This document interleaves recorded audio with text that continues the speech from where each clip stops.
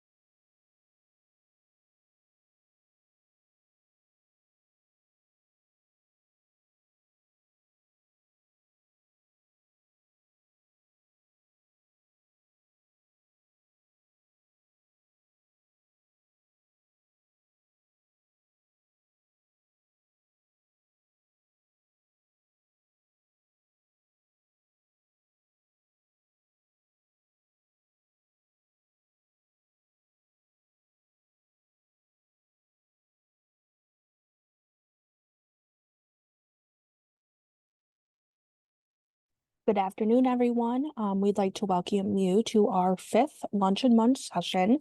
It is the noon hour. Today we're going to get started. We have Marty Butts with small potatoes, and he will be joining us for today's presentation.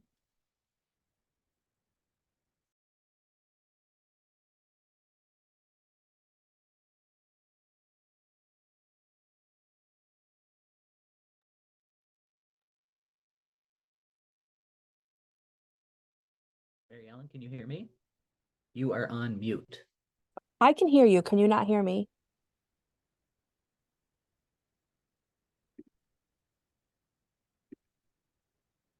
Can you hear me?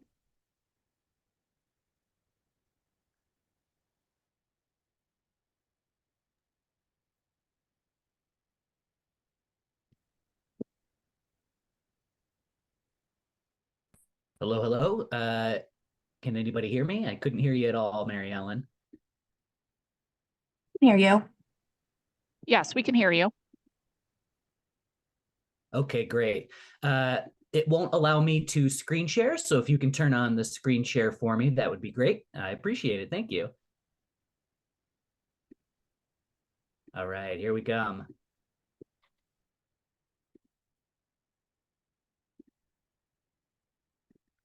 Just give me a second to get to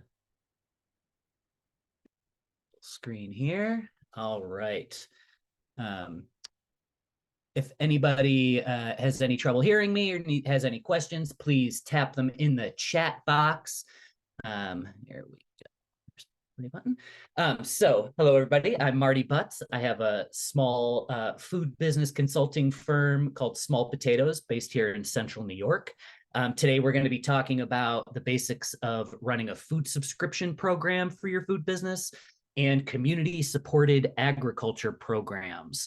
In a previous life, I worked as a CSA educator with NOFA New York about 10 years ago. I've also worked one-on-one with startup CSAs and subscription programs at various levels, but usually at the startup scale. I've also bought through a lot of CSAs and worked as a volunteer, managed a home pickup. So I have kind of a varied experience with CSA. We're going to keep a pretty quick pace on today's program. If any of you have any questions, please pop them into the chat box. I'm having a little trouble seeing the chat on my screen right now, so don't worry. If I don't come to your question in real time, I will make sure that we round up all the questions at the end to make sure that everything gets answered. We're going to run a quick pace today, but don't worry if your question doesn't get answered right away. I'll make sure that all the questions are answered as we go. So basically, we're going to break this program up into two main sections, the CSA section and the subscriptions. We're going to talk about what the differences between them are, so you can try and figure out if one or the other is a better fit for you. We'll talk about the basics of managing them, how you fulfill the packaging, all the kinds of nuts and bolts. This is a broad overview on the topic, and hopefully will give you some information to get the ball rolling so that you know which things you need to learn more about and maybe see just if these types of programs are the right fit for you. So there's been a trend the last few years where these programs have gotten more popular. CSAs tend to surge when there's economic unrest, right? So during the pandemic, CSAs kind of rose up. 2008, 2009, they had a big moment. And the reason being is that CSAs are kind of, the idea of them is centered around trust and community and kind of shared risk. We'll dig more into that, what that means.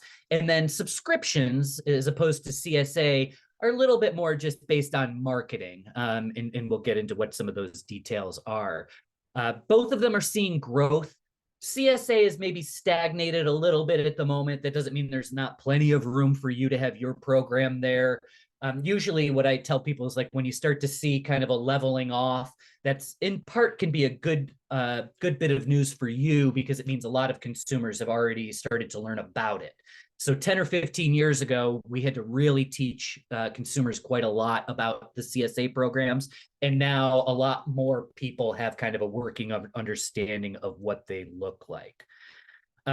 So we're going to, there's a lot of idea of kind of certainty and comfort. That is one of the reasons that both of these kinds of programs bumped up during the pandemic. People were looking for some of the comfort of getting their favorite foods on a regular basis, not having to go out and shop and just knowing that it was coming in. One of the other things that's driven this trend, and I think it's been a big piece of it, is the idea of having food delivered has kind of finally broken through a price perception issue, where it used to be people maybe were tipping $1 or $2 on food delivery. Now with Grubhub and DoorDash and these apps, people are starting to pay $10, $15 to have food delivered to their house. And that has kind of lifted the whole food sector up a little bit, in that people are now a little more willing to pay to have groceries delivered and food delivered in a way they maybe weren't 10 years ago. And so while we talk about these programs, one of the things we'll be looking at is the differences. One of the big differences is all CSA programs are subscriptions, but not all subscriptions are CSA. And we'll take a look at what that means. And so for CSA programs, and we're going to get into what the meaning of CSA is specifically in a moment, but just to get a sense of which might be a better fit for you. CSA is farmers only. It is very relationship based. You interact with your customers quite a lot. There's an expectation of some interaction in a way that maybe there aren't with other sectors that you sell in. And we're usually talking about weekly deliveries and a seasonal program. With a subscription program, any kind of food product, this can be a fit for. You don't have to just be a farmer. You can be a value-added producer, dry goods producer. It's more of a marketing strategy than a relationship building exercise. And for the most part, most people are thinking monthly, although there is some nuance in that we will take a look at. For your first year, or at least at the startup stage of your CSA and subscription, you really are looking at existing customers or existing supporters. Maybe you're a brand new company, and your initial marketplace is people that you know, people that you're connected with on social media, your friends and family. And so if you end up being a CSA program or a subscription program, you want to start to think about, what is that first set of customers going to look like? How many people are we thinking of here?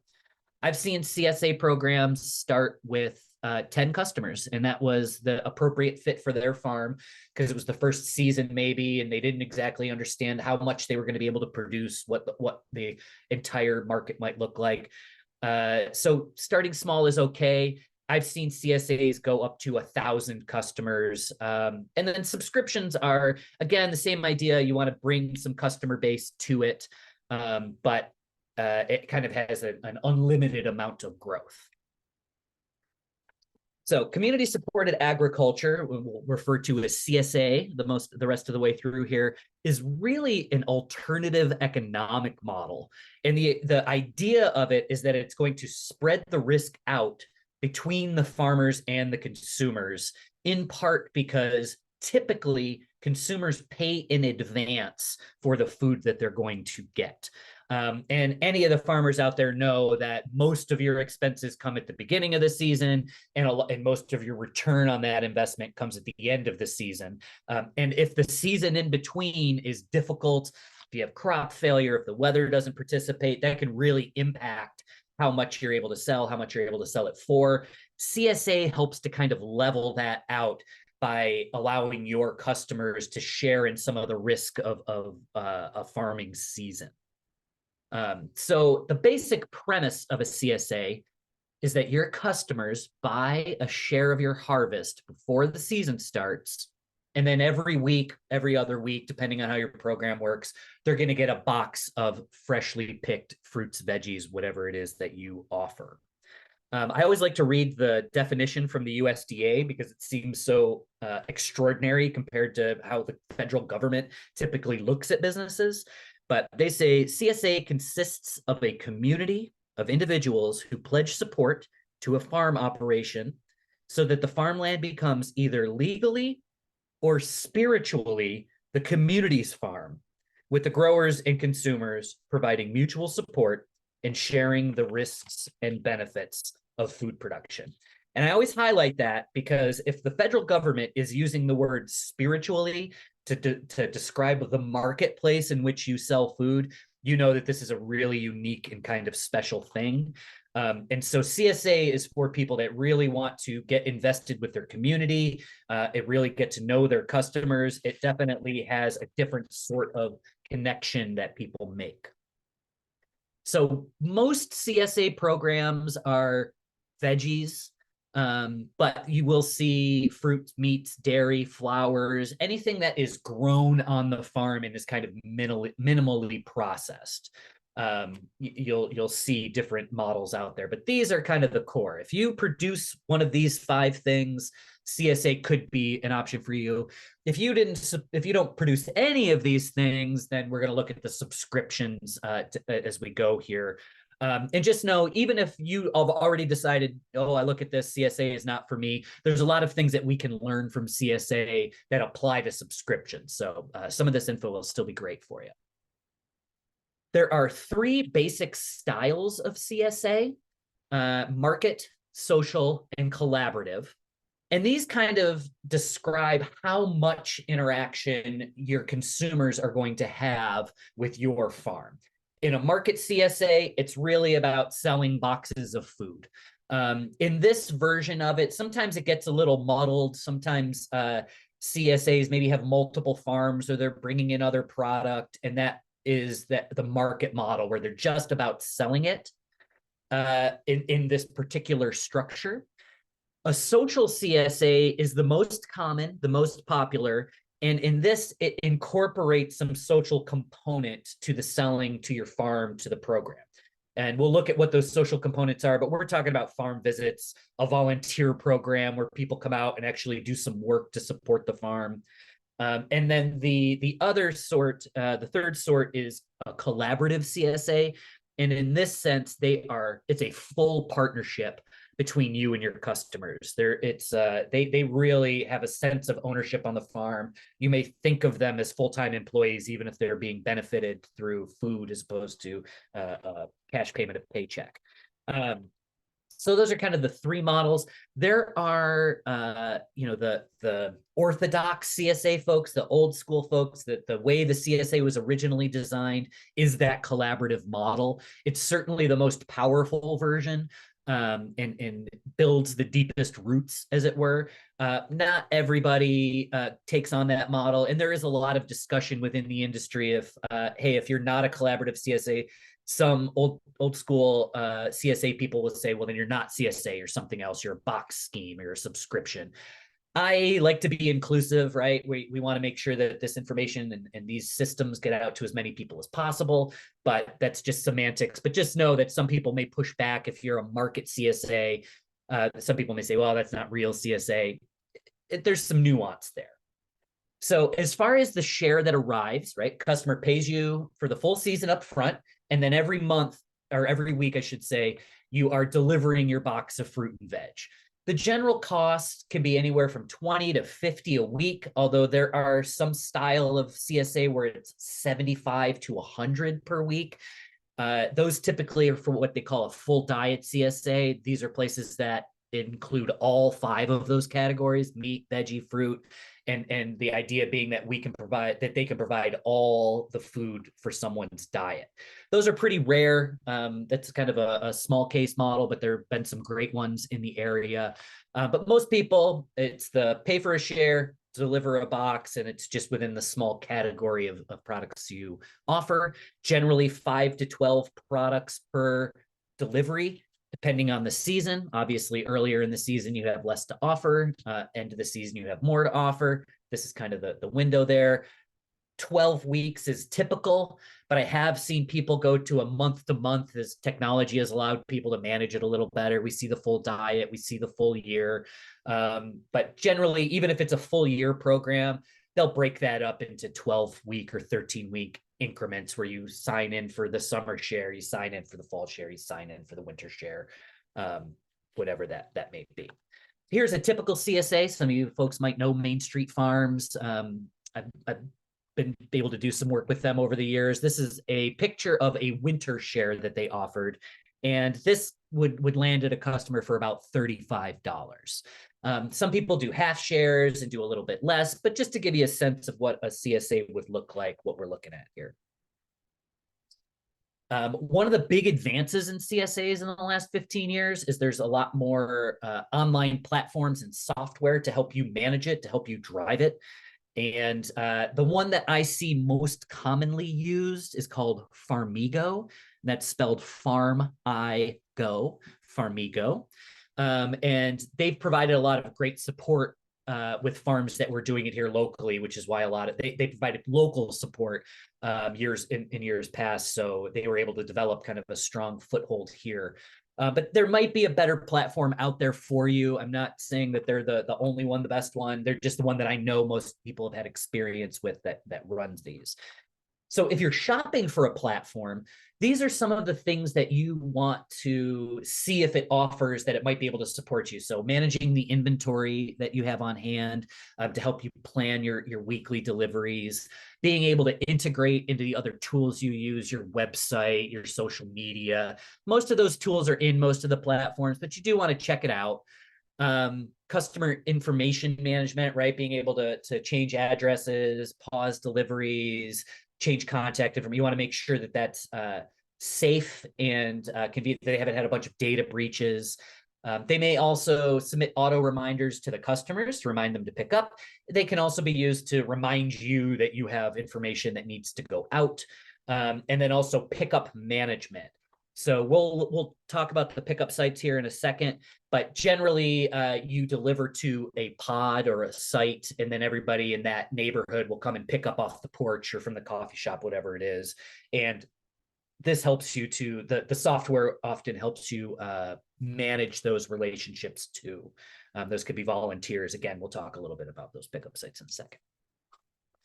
You do generally want to have good packaging. I've seen folks use like plastic grocery bags. Hopefully you can upgrade from that a little bit. Wax boxes are how I've often seen it, but that can get a little complicated with trying to get the boxes back to reuse them. I like wax boxes because, as you guys know, they stack up really easily and nice. You can put them in your truck a little more easily than stacking bags. But again, you need to be able to have a site where it's convenient for the boxes to come back to you. Reusable bags, branded bags, insulated, whatever. Those are like the three main things that I see out there. If you could put your brand on it, that's great. That helps. So if you have a pickup that's at a coffee shop and customers come in to get a cup of coffee, they'll see your logo on all these boxes. It gets them curious. So if you're able to brand your packaging, that could be very helpful, but it is not a necessary thing. But again, just something that might drive you a little extra. As far as the fulfillment, there's a few different ways that people do this. The first one, the most common one, the one I mentioned a moment ago, are just pods, pickup locations. So with CSAs I've worked with in the past, I live in Syracuse. Years ago, I used to work at the food co-op. We were a pickup location. So a CSA farm would come to our store, drop all of the boxes either in our cooler or out front, whatever the situation was at the time. And then the customers would just come and pick it up themselves. Usually it's got their name on it. Unless all the boxes are the same, then you just come and grab your box. And then they don't usually interact with a staff member. Some places they'll make sure you check the list if there's been issues, boxes getting left, boxes not getting picked up, whatever it might be. But usually it's pretty low key. Somebody shows up to the coffee shop, their neighbor's house, a front porch is a very common pod. You get somebody who volunteers their space, you come and drop it off, and then their neighbors will come and come and grab it. We're starting to see a little more home delivery. If you do want to do home delivery, I would recommend that incurs a fee, $5 or $10, depending on how far you're going. Make sure that it makes sense for you. The advantage of pods is you can drop off 10, 12, 15 boxes in one spot. Obviously, it makes your day a lot quicker. And then there's some that, again, this would be one that maybe is leaning into the social piece of it a little bit more, is the on-farm pickup. If you've got a nice farm stand, you've got a nice space, you like having people out to the farm, you don't mind a bunch of people coming once or twice a week and parking on your grass and whatever it may be, on-farm pickup could be really good, very engaging with the customers. And especially at the startup stage, if you're talking about, hey, we're only going to do 15 shares this year, and we live in a community where it makes sense, people will come and pick it up. That's a great option, especially in the early years.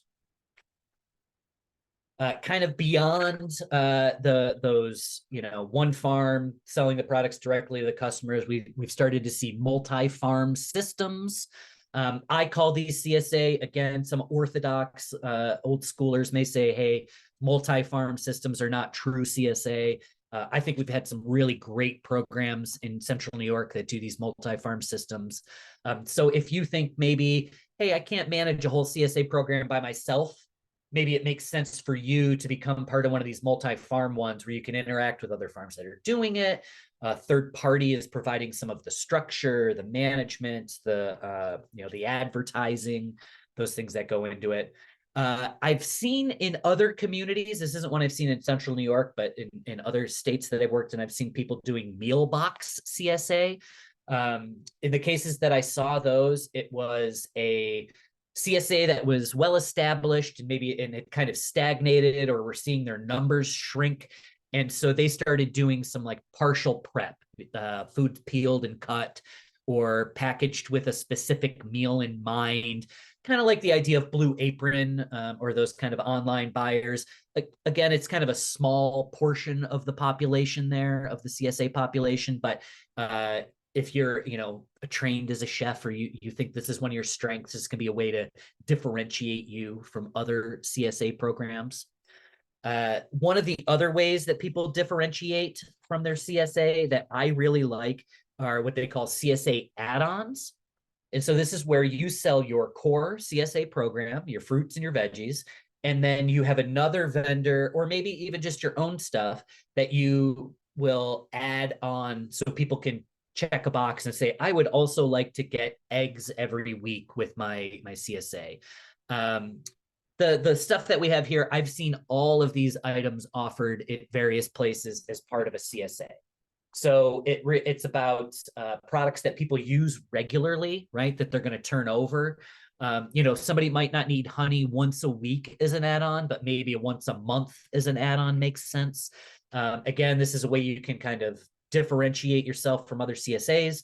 It also is, in grocery stores, they keep the candy right next to the register so they can sell you one more thing on your way out the door.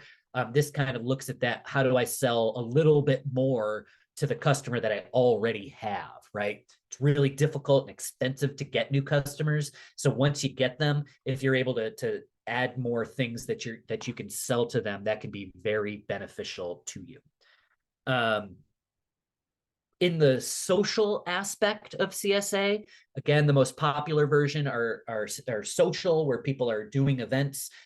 Some of the events that I see people do are they'll have a harvest dinner. Maybe they partner with a chef in the area and do something kind of fancy. It might be included in the CSA, but generally with these fancy dinners, it would be an added cost, but maybe it's a discount for your CSA members. Or maybe if you have a large enough CSA, it makes sense to be just CSA members. But something that engages people, shows off your food. If you work with a local chef, they can really highlight what it is that you do in a way that doesn't get shown when it's picked up in a wax box, right? My favorite and the most popular is end of season potlucks.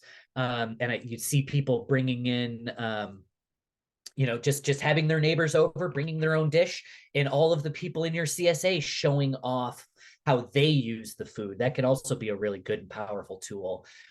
Education days, farm days, taking people on tour, showing them how it works. You pick, that can be, if you have a specialty product, maybe you do strawberries and blueberries early in the season, you might offer you pick first to your CSA members. It may also be an end of season you pick, hey, come and clean us out, or come and pick for us. We're going to donate to food bank, whatever it might be. Sometimes there is a work day where maybe you're putting in new fencing or something like that, and you just need for 1 or 2 days, a bunch of extra sets of hands to accomplish some work. CSA provides you a group of people that may be interested in that. And then also one of the fun things we're starting to see more and more of is people hosting music on their farm. Quick question here, jump into the chat. Can you add baked goods if you have an ag and markets permit? And I believe you are, so if I understand the question correctly, if you are permitted to either home process baked goods, yes, you would be able to add them on as part of the CSA.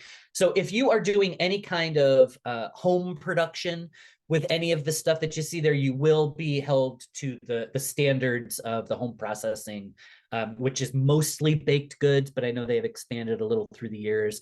But the home processor's exemption, the home processing permits, you can see, get lots of good information about that online. But yes, if you do have to be licensed to make and sell these value-added products. So you do want to make sure that you are within the window there. Great. Jump back in here. All right. So again, I really like these CSA add-on programs for differentiating, sell the little bit extra. As a segue to the next part of our topics here, they are also very good as standalone subscriptions. So maybe the CSA doesn't make sense for you. You're not a farmer, you're not producing veg, but you do produce some of these products. If you are the producer of these products themselves, there's some opportunity for you to partner with a CSA to sell to them as an add-on, or again, to set up your own subscription. Now, we're running through it really quickly here, but one of the things that I hope people take away is that every CSA is a little bit different. The things that they offer, the day that you pick up, how it gets to people, a lot of that is going to be finding out what works best for you. There isn't, I wouldn't say there's like a best practice to either do pod or on-farm pickup. What makes sense for you? What makes sense for your community? What makes sense for your customers? And because it can be so singular, your experience with a CSA, and so different from one to the next, I think it's really important that your website has a frequently asked questions section that is robust and searchable and regularly updated. Customers that aren't familiar with CSA, it's a very different way to buy your food. And you don't want to have to answer, you obviously want to engage with your customers, but you also don't want to answer the same question 30 times. So make sure if you get questions and you are running a little FAQ on your website, anytime somebody emails you a question or asks you a question in the comments on your Facebook, add it to that frequently asked questions, even if it was only the once was the frequency. Try and provide as much information to your customers as possible, understanding that for some customers, this may be a very foreign way about going to purchase their food. So I mentioned before with those add-on programs, with those add-on products, some of those products make sense just as a standalone subscription. Remember, so we look back at the beginning, we said it was for farmers only or smaller or value-added products. With CSA, it's always going to be an immediately local marketplace. You're going to be dealing with customers that either can drive to you or you can drive to them on a regular basis. Subscriptions could go anywhere, right? We're talking about food that we can ship anywhere. Now, in some cases, you may say, hey, we're perishable. The CSA add-on is the way to go, or local delivery. There may be instances where subscription makes sense to just be local. But for the most part, when we talk about subscriptions, I'm talking about program or food that can be shipped anywhere. So you still have customer interaction, but it is not going to be as deeply held as the folks that you see every week, maybe are volunteering on the farm, showing up for events.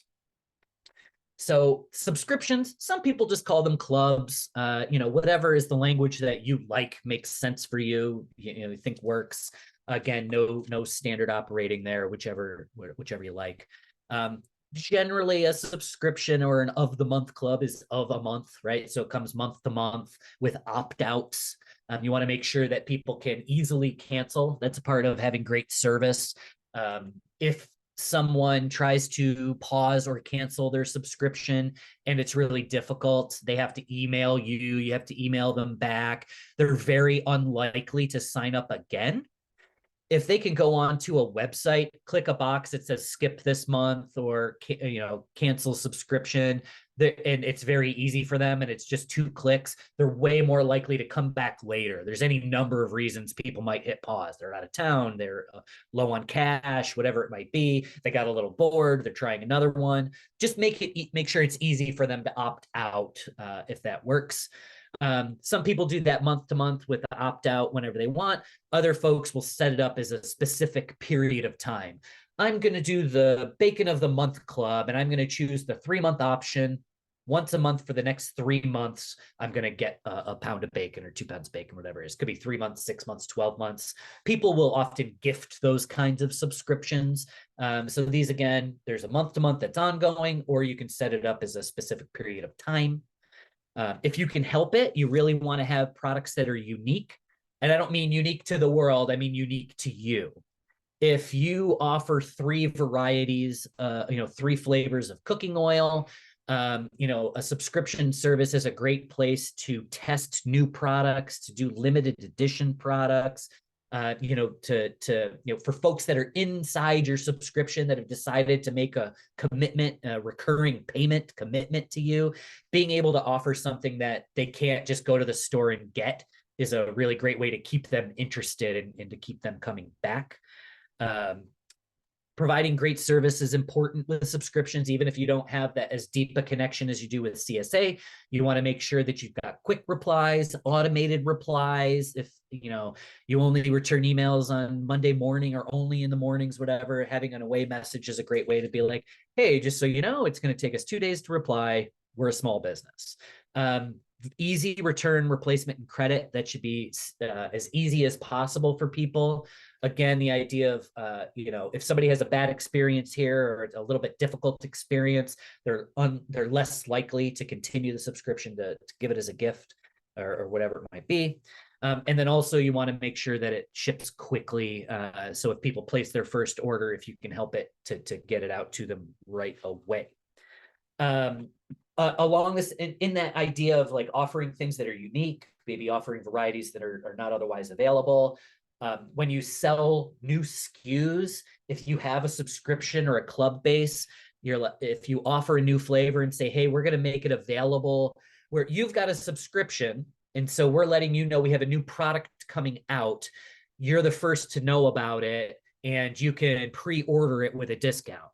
So it's separate of the subscription, but you've tried to sell them a little something more by making it special to them, by either offering them a discount because they're in the club or offering it only to them because they're in a club, offering perks of any kind to your subscription and club members adds value to that club.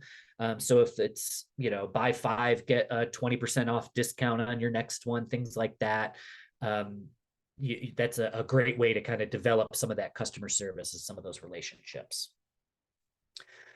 With fulfillment, getting the product to them, it is generally a best practice to include all of the shipping costs in the price. Selling food online, sometimes it may make sense to add the shipping. Sometimes it makes sense to have shipping included. With subscriptions, generally people are including those shipping costs, or there's a flat rate. It's $5 wherever it goes, and they don't get into the calculated shipping on every order. Try to keep it as simple as possible for people and just make sure that it covers all the costs of shipping a product for you, which could be the boxes and packaging and all that, as well as the shipping fee itself. I like to, I work with a lot of small businesses, a handful of people working there at most, maybe only one. And so I really encourage people to try to bunch their work together. So instead of doing 20 different tasks every single day, break those tasks up so that you do all of the week on one day, right? So in this case, it might be that you always ship on the same day of the week. So if somebody places their first order, you can let them know hey, whether you place your order on Wednesday or you place your order on Monday, we do all of our shipping on Tuesday. And if you do something that is a little inconvenient, like not shipping every single day of the week as soon as they place an order, it's a great little opportunity just to say, hey, the people that make this product are the same people that package the product and return these emails and pack it and ship it. And so that gives them a little sense of your business and the scale at which you work. And so delivering one day a week, I put Tuesday on here because I like the deliveries to land before the weekend, if you can help it. But that's not necessarily a best practice. That's just my own preference.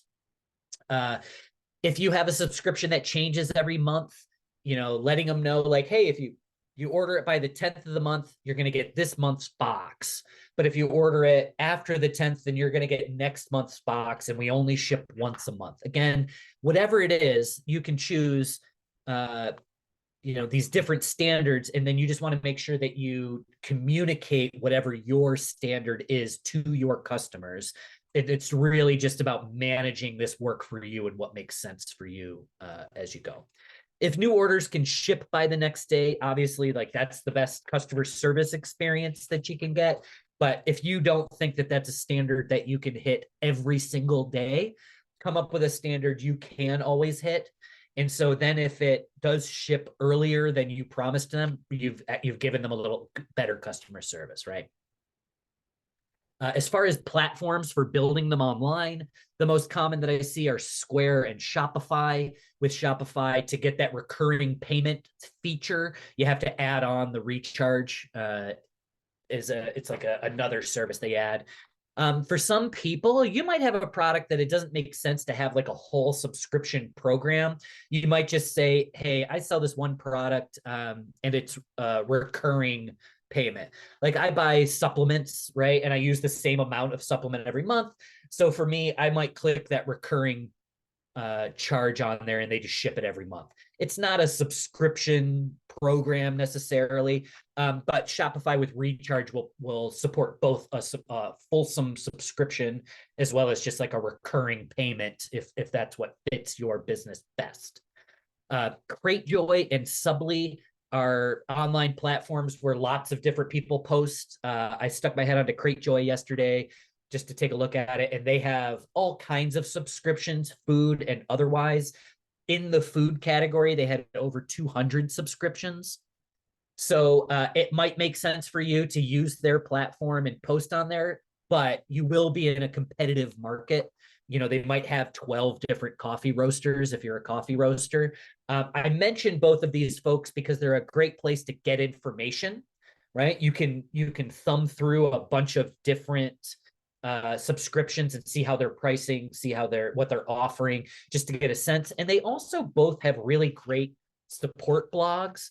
So as I've learned about selling subscriptions, both of these were really great resources to me, just learning how to do it and learning best practices and things like that.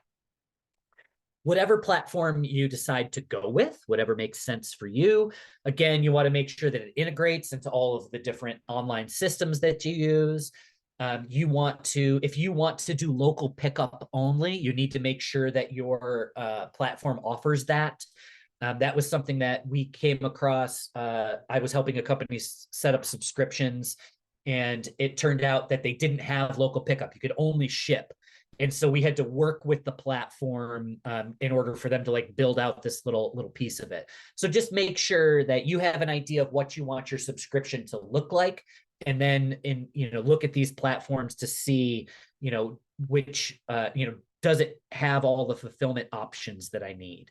Does it have all the payment options? Like, oh, every time I'm at the market, everybody wants to pay me with Venmo. I want to make sure that Venmo is an option, or credit card, or Apple Pay, or whatever it is. Most of them have a pretty fulsome collection of those payment options now, but just be mindful of it, that you get them as many as you need. I like to know the security of companies that I go into business with. So I'm always checking to see if they've been hit with data leaks. You are, not personally holding a credit card number for every one of these customers, but you want to make sure that that their information is safe and secure. So look into that a little bit. And then marketing tools, analytics. As you get bigger, you might be curious about what products are selling most quickly, what's working, what's not working. And a lot of these platforms can offer that to you as well. You want to make sure, so there's a few different things here. So I was talking about the recurring kind of thing where people are just getting that same product every month. That's one way to go about it. If you're building out like a bigger subscription program, it's great to keep it fresh so they get a little something different every month. One of the ways you could do that is trying new products. So, if you're going to be offering a new flavor to the stores you wholesale to, your subscription platform is a great place to test that stuff out, doing limited release things, subscription only things, ways to keep it interesting for people so that they really want to stick with it as they go. The sweet spot for food product subscriptions is $30 to $50 a month as a consumer. That's what they're most interested in paying out. Again, the recurring payment or a single payment for a period of time, right? So we're talking about a monthly payment or I'm doing this for 3 months. I pay one chunk up front and then it delivers. 30% margin is best practice is what I was seeing on the Cratejoy website. Just to give you an idea, and it often includes the cost of shipping. Not always, but it is most common. Now all my accounting people out there are going to look at this and go, oh, this is terrible. But I'm just looking to give you guys an overview, like a little sense of how much it might cost to, without getting into the nitty gritty details. Yours can be more or less than this, but basically if you charged somebody $30 for their subscription box, typically that would mean it was $10 for the cost of goods, $8.25 for the fulfillment. That's the shipping cost, the packaging, all of the things that go into fulfillment. $2.75 your operations costs, running the websites, having a staff member that does it, for a $9 profit. Again, this is an overview number, but if you sell a $30 box, typically you're hoping for a $9 profit, plus or minus, give or take. For the packaging, again, we're talking about with subscriptions, the branding is a little more important with the CSA, right? We don't expect a farmer to have the same level of branding as maybe an olive oil maker or a coffee roaster. So the branded boxes, packages, envelopes are a little more important here. Paper stuffing has become kind of the standard these days to make it recyclable. Having little extras that you throw in there, promos and t-shirts and stickers and pens, all that stuff is a great way to kind of differentiate your box. If you've taken a class with me at any point in the last 15 years, I love Zingerman's. Zingerman's has some really great subscriptions, a great place to shop and see the potential of the price points. They have very expensive subscriptions. And this is a typical Zingerman's box, and they have in-house designers. So they're having lots and lots of different boxes that come out with every different subscription. You might have one really great looking box, something eye-catching. Now this one would pack inside the shipping box. They're not shipping it just like that. But Zingerman's is a great place to kind of look and see how good, successful subscriptions are being put out into the world, and also how much money they charge for them. It could be a little eye-opening, right? We're all very cost sensitive. We're small businesses. But when you see Zingerman is like, oh, for 3 pounds of bacon, they're charging $75 because they're shipping it, because they're putting them in these beautiful boxes. All of those things add value. I wouldn't expect you to get to this standard, but just to have a sense of what you're looking at. This is a subscription service that I've worked with in the past a little bit. That is charcuterie, salami, things like that. And they offer a number of different subscription programs.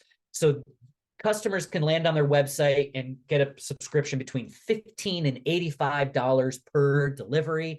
The shipping is included. They also have the recurring payment option. So you could just say, hey, I just want to get the same thing every month. They also offer, besides the meat, they'll get into pickles and cheeses and other things like that. They'll allow people to choose 1, 2, or 4 week programs. It's very easy to go in and manage your subscription. And they always ship on Tuesdays. That's just the way they run it. That's what makes sense for their staff. Again, the idea of bunching work. So to look at one specific subscription they offer, it's the salami of the month. They call it the Salami Postal Provisions Club. For $13, you get a single salami delivered to you every month. It comes with a map. They do salamis of the world, so they have them all noted on a map with tasting notes from the different regions, how people have used it traditionally, the history of it. They give you a lot of that kind of good information. They also offer coupons and lots of online perks for shopping to buy extra from them to the subscription members, discounts, early access, kind of stuff like that. So again, we'll look back at this product. This is the full year's worth of salamis. So you'd get the envelope that you see there, well branded. My mailman always asks me about it. And it comes with one of these salamis in it. And then you'll see the map that I mentioned, the tasting notes, the program information, all of these little things. They're well branded, well designed, and they add a little value. So while they may sell a single salami in the store for $7 or $8, it's $13 to get it shipped to you. And here they've gussied it up to make sure that it, again, provides a little extra value, that it's interesting to people. So we ran through that very quickly, and we landed right on time here. So if you have questions that we didn't get to, I'm glad to answer them now. I'm going to stop sharing my screen and go back to the main screen. Mary Ellen, hello, Mary Ellen, we got you there. So if folks have questions, you can stick them in the chat. And after I put Mary Ellen on the spot, I'm going to go back to sharing my screen 1 second longer. If you think of your question later today or tomorrow, please feel free to reach out to me at my email. Might take me a day or two to get back, but I don't want you to think that your learning has ended right now. Sometimes it takes a while. We talk so fast, we move so quickly. If you think of it later, please reach out, Marty at iamsmallpotatoes.com. Now I will go back to you again, Mary Ellen. Thank you. Great. And I can't remember if I said at the beginning, I wanted to just say thank you so much to CCE and to the SBDC. If you, as a participant, if this is your first time working with myself or this organization, I hope that you'll take my recommendation. These folks have so much knowledge to share, and they're so helpful. And if you've worked with any of us in the past and you've come back, thanks so much for coming back. We all love repeat customers. So thanks, Mary Ellen. I'm going to turn it over to you. If nobody else has any questions, is there anything else we have more programs coming up, more webinars. If you want to mention that, please feel free. Yep. So I'll just give a brief update. Again, we'd like to thank you for joining today. Great presentation. A lot of great materials. If anyone has any information that they have any additional questions, or further information that they would like to share with Marty, please do that now in the chat box. I am going to launch a poll for today's program. We're going to do that at the end just so that it matches up. So just take a few moments, just gauging some attendance, what we have interested, what's going on out there. And then also just as a reminder, this is a recorded session. This will be available on our CCE YouTube channel. And lastly, there's still time to register for our last in-person event. This is a free program. It'll be April 16th at the SBDC Center at the Thinkubator with MBCC. And we hope you can attend and be a part of that program. And again, at the end of this Zoom, there will be a survey for you to complete.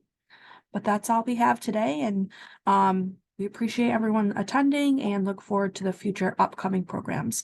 The next one will be Access to Capital, and that I believe is April 23rd. All right.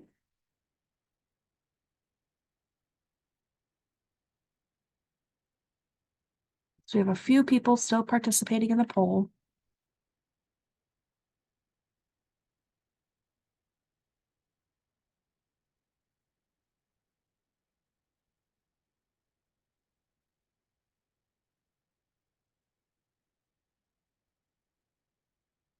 Right, looks like everyone has participated, or those that are going to participated. So we'll end the poll today, and this was the end of our session. Have a great day, everyone.